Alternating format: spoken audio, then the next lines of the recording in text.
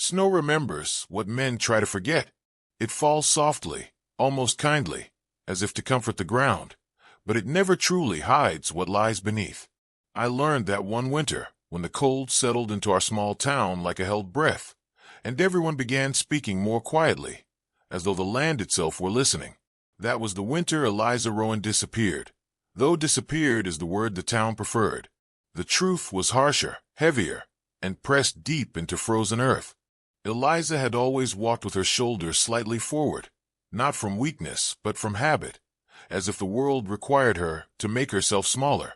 She worked mornings at the diner and evenings cleaning offices no one noticed unless something was out of place.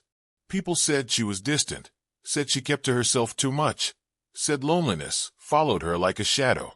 What they never said aloud was that her quiet made them uncomfortable. Silence has a way of reflecting things people would rather not see. On the night it happened, the sky hung low and pale, swollen with snow. Eliza was driving home along the quarry road, the long way around town, because the short way cut too close to places where memories waited in doorways. Red and blue lights bloomed suddenly behind her, staining the snow with color. She pulled over, heart already tightening, because women like her learned early that innocence was not armor. Sheriff Doyle Ketter approached her window with practiced calm, his breath fogging the glass. Deputy Hank Mercer stood a little behind him, hands tucked into his coat, eyes fixed anywhere but her face. The sheriff spoke gently, almost kindly, about questions that needed answering, about misunderstandings that could be cleared up quickly if she cooperated. His voice carried the weight of authority, and beneath it, something colder. Eliza stepped out of the car because refusal had never once saved her. They drove her farther out, past the last house lights, past the place where self-service thinned and courage did too. Snow creaked under their boots when they stopped. The night smelled of pine and iron. Eliza realized then that no explanation was coming that would let her go home. Her name had already been written into a story she had not agreed to tell. "People talk," the sheriff said, as if that explained everything. He avoided the word crime, avoided saying what he was accusing her of, because specifics invite defense. Vague shame is much easier to bury. The ground was half frozen, brittle at the top, softer beneath. They made her kneel. Deputy Mercer's hand shook when he handed the shovel back, but he did not speak. Eliza wanted to scream, but the sound lodged in her chest, trapped beneath disbelief. She had spent her life being overlooked, underestimated, passed by. She had not known that invisibility could be sharpened into a weapon. When the first earth struck her shoulder, it was the cold that shocked her most. Dirt packed against her coat, against her neck, filling the spaces where warmth had lived. She curled inward, protecting her face, her breath coming shallow and fast. The sheriff worked efficiently, saying nothing now. Snow began to fall harder, flakes landing on the disturbed ground, as if eager to help. At some point they left. Eliza knew because the night grew quieter, the silence deepening until it rang. She lay still for a long time, unsure if she was alive or simply not dead yet. Her lungs burned. Panic rose, then receded, replaced by something steadier. She thought of the way winter sometimes spared the weakest branches by forcing them to bend. With fingers already numb, she clawed upward. The earth resisted, but not completely. The hole was shallow, carelessly made, more threat than tomb. Each movement cost her breath, scraped skin from knuckles, sent pain blooming sharp and bright. Snow fell into her mouth, melted on her tongue. She tasted blood and iron and cold. When she finally broke free, she lay on her side, gasping, her body shaking uncontrollably. The sky above her was vast and indifferent. Eliza did not cry. Tears would have frozen before they reached her cheeks. She dragged herself toward the trees, leaving a dark smear behind her that the snow was already trying to erase. She did not know how long she walked. Time stretched, thinned, lost meaning. Somewhere between one step and the next, her strength gave out. She sank against a tree, bark rough against her back, and closed her eyes. It would have been easy to let the cold take her then, easy and quiet. What she did not know was that she was not alone in the woods. Ash had been still for a long time before the sound reached him. Not a scream, not a voice, just the wrongness of the night shifting. He lifted his head, ears angling forward, breath steady. The scent came next. Fear, blood, something broken but breathing. Ash did not bark. He never barked unless told to. He rose and moved through the trees, with the careful grace of an animal who had learned that silence could save lives. At the edge of the clearing, he stopped. Snow dusted his dark coat, his eyes fixed on the shape slumped against the tree. He waited, reading the air, committing the moment to memory. Then he turned and ran back the way he had come. Caleb Frost was awake when Ash returned, though he could not have said why. Sleep rarely claimed him fully anymore. It hovered, uneasy, leaving him half listening to the creak of the cabin, the sigh of the wind against the walls. When Ash pushed through the door, snow clinging to his fur, Caleb knew without asking that something had shifted beyond the boundaries of his chosen isolation. Ash did not whine or pace. He simply stood, looking at Caleb with a quiet insistence that allowed no refusal. Caleb sighed, the sound heavy with years, and reached for his coat. He told himself he was only checking, only making sure nothing dangerous was nearby. He told himself many things. Ash waited patiently while he did. They moved through the woods together, man and dog, their steps measured, unhurried. Caleb had learned long ago that rushing rarely improved outcomes.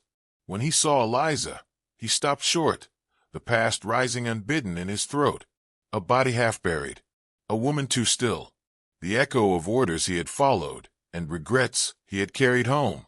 He knelt beside her, hands already working, brushing snow from her face, checking for breath. She stirred weakly, a small sound escaping her lips.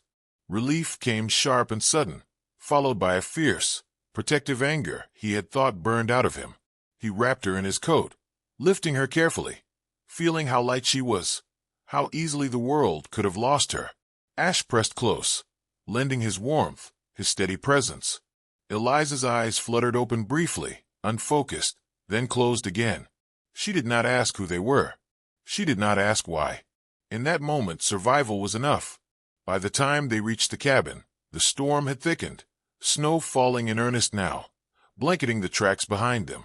Caleb laid Eliza near the fire, stoking it higher, moving with quiet efficiency. He cleaned her wounds as best he could, his touch firm but gentle. Ash lay at her side, watchful, unblinking.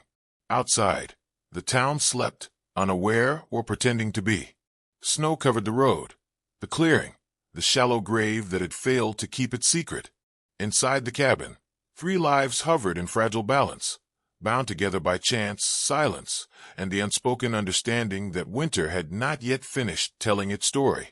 Eliza woke to the sound of breathing that was not her own, slow and steady, a quiet rhythm that anchored her to the present. Firelight flickered across the cabin walls, and for a moment she thought she was dreaming, that the warmth seeping into her bones was memory rather than fact. Then pain arrived, precise and undeniable, and she understood that she had survived something she was not yet ready to name. Ash lay curled near her feet, his dark eyes open, watching her as if she had wandered into his care by design. When she shifted, he lifted his head but did not move closer, giving her space in a way that felt deliberate. Caleb sat at the small table, mending a torn glove, his presence unassuming, almost peripheral, as though he had learned to exist without demanding attention. He looked up when she stirred, nodded once, and returned to his work. The absence of questions felt like mercy. Days passed measured not by clocks, but by light and hunger and the slow easing of pain. Eliza spoke little. When she did, her voice surprised her with its thinness, as if it had nearly been lost to the cold. Caleb answered only what was asked, never pressing, never prying. He brought food, split wood, and tended the fire. Ash became the bridge between them, resting his head against Eliza's knee, accepting her tentative touch as though it were an agreement rather than a request. Outside, the storm settled into a quieter persistence. Snow layered itself against the cabin, softening edges, sealing them off from the town below. Eliza listened to the wind at night and felt something inside her loosen. For the first time in a long while, she slept without bracing herself for interruption. When she was strong enough to stand, Caleb showed her where the water was drawn, how the latch on the door stuck in the cold, where Ash liked to lie when the fire burned low. These were small lessons, domestic and unremarkable, yet they carried an intimacy deeper than confession. He never asked what had happened to her, but sometimes she caught him watching her hands, noting how they shook when she thought no one noticed. In those moments, his jaw tightened, and she sensed a shared understanding of things endured and left unspoken. The town began to murmur. It started with absence, with an empty stool at the diner and unanswered knocks at her door.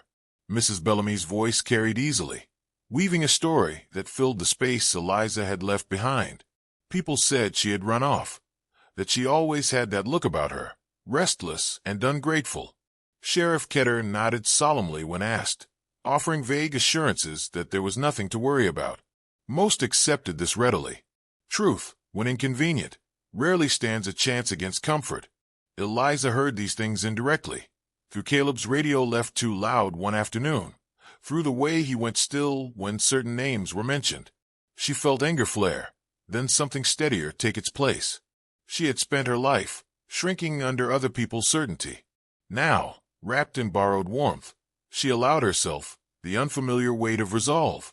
Caleb sensed the shift. One evening, as they sat watching the fire settle into embers, he spoke her name for the first time. The sound of it, careful and low, made her chest ache. He did not ask if she planned to leave. He did not tell her to stay. He simply said that winter always revealed what was poorly buried. She understood then that he believed her, fully and without reservation, and that belief felt like a hand at her back. Ash grew stronger with her, as though her healing fed his own. They walked short distances at first, then farther, the woods opening to them in quiet companionship. On one of those walks, they passed the edge of the clearing where the ground still bore a faint scar. Eliza stopped. Her breath caught, but she did not turn away. Caleb waited beside her, close enough that she could feel his warmth without being touched. Ash stood alert, eyes scanning, present and solid. The fear ebbed, replaced by a strange gratitude for having lived. The reckoning, when it came, arrived without spectacle. A hunter found something near the quarry road once the snow thinned, something the earth had refused to keep. Questions followed, then unease. Deputy Mercer unraveled quickly, his guilt louder than his loyalty. The story the town had accepted so easily began to crack, it seemed splitting under the weight of fact. Sheriff Ketter's arrest was quiet, almost disappointing in its ordinariness. There were no shouted denials, no dramatic chases, just the slow closing of a door and the unmistakable sound of authority turning inward on itself. The town watched, stunned, as the man they had trusted was led away. Some looked ashamed. Others looked relieved. A few looked away entirely. Eliza returned to town on a morning bright with new snow, the kind that reflected light rather than swallowing it. She walked beside Caleb, Ash pacing at her other side, their presence forming a small, unbreakable line. Conversations stalled as they passed. Faces flushed. Mrs. Bellamy's voice failed her. No one reached out, but no one blocked her path either. Standing in the diner doorway, Eliza felt the familiar urge to apologize, to explain, to make herself palatable again. Instead, she stood still and let the silence do its work. She did not need their understanding. She had survived their judgment once already. Life did not resolve into something easy after that. There were statements to give, nights when memories clawed their way back, moments when the cold felt too close again. But there was also routine and warmth, and the steady presence of a man who knew how to stay, and a dog who had never needed words to prove his loyalty. Eliza learned that healing was not a straight path, but a widening one, allowing space for grief and strength to coexist. On the last night of winter, when the snow began to soften and drip from the eaves, Eliza sat on the cabin steps watching Ash nose at the thawing ground. Caleb joined her, handing her a cup of something warm. They did not speak. They did not need to. The world, for once, was not asking her to disappear. I tell you this because some stories are not about justice in the way we expect it, loud and final. Some are about endurance, about the quiet courage it takes to remain when the ground itself has tried to claim you. If you've ever felt buried by someone else's certainty, know this. Winter ends, and what survives it carries a strength that cannot be taken back. And if you want to hear more whispered tales like this, stories of loyalty, resilience, and the lives that unfold in the spaces between words, stay with us and subscribe.